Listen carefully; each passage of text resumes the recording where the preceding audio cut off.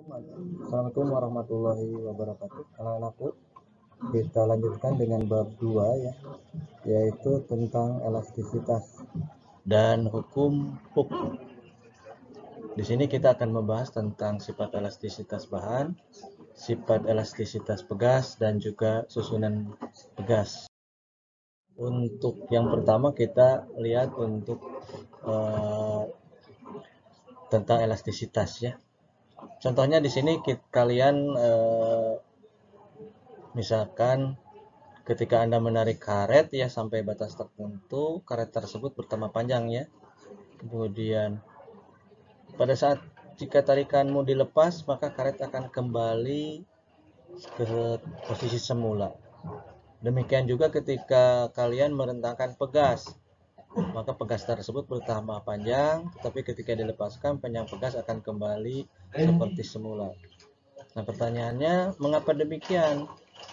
Nah, untuk itu marilah kita diskusikan untuk kegiatan untuk hal tersebut ya.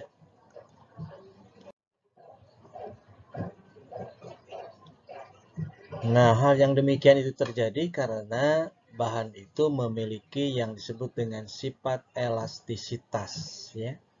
Jadi sifat elastisitas ini adalah sifat benda yang berusaha menghambat perubahan bentuk atau deformasi dan cenderung untuk mengembalikan bentuk benda ke bentuk semula ketika benda yang mempengaruhinya dihilangkan.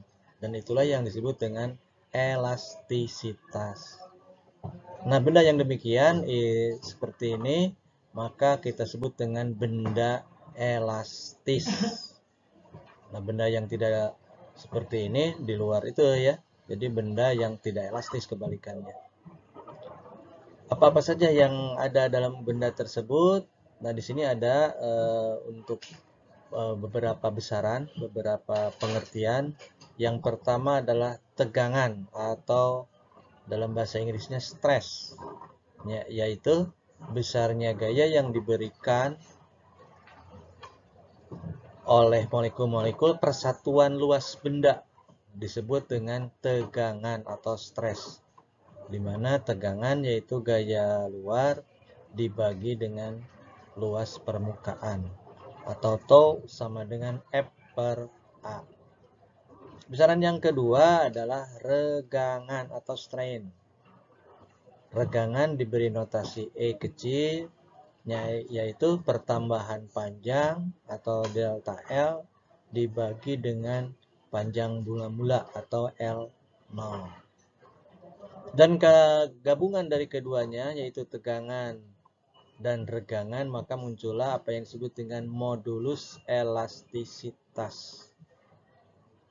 Di mana modulus elastisitas ini adalah besarannya diberi notasi E besar, yaitu tegangan dibagi regangan, tau dibagi dengan E. Sehingga kalau kita rumuskan modulus elastisitas sama dengan F per A dibagi dengan delta L per L0 atau E sama dengan F kali L0 dibagi dengan A kali delta L. Nah, itu persamaan-persamaannya ya. Nah, kembali lagi ke percobaan yang tadi awal kita lakukan. Di sini ada grafik, yaitu grafik hubungan antara regangan dan tegangan sebuah batang logam saat diberikan gaya. Nah, di sana ada sebuah benda, bahan ditarik, maka sampai titik A itu adalah daerah elastisitas dari benda itu. Jadi dalam interval 0 sampai A, besar tegangan sebanding dengan besar regangan. Tampak grafiknya berbentuk garis linier. Dalam interval A dan B, A sampai B, besar tegangan tidak sebanding dengan besar regangan dalam daerah elastik. Dan titik B merupakan batas sifat elastis batang. Ya, jadi jika dilakukan penambahan gaya luar sampai titik D, maka logam tersebut akan rusak ya. Dalam hal ini akan patah karena regangannya sudah melebihi titik batas plastis. Jadi yang akan kita pelajari di sini adalah hanya daerah elastis, yaitu hanya mencapai titik A ya, yaitu yang disebut dengan titik batas yang memenuhi hukum Hooke ya. Kita lihat yang berikutnya. Nah, untuk latihannya sebagai kalian latihan, silahkan kalian di sini ada latihan sebuah batang besi panjangnya mula-mula 2 meter, penampangnya berukuran 4 mm kali 2 mm. Kemudian modulus elastisitas besi tersebut adalah 10 pangkat 5 Newton per milimeter persegi.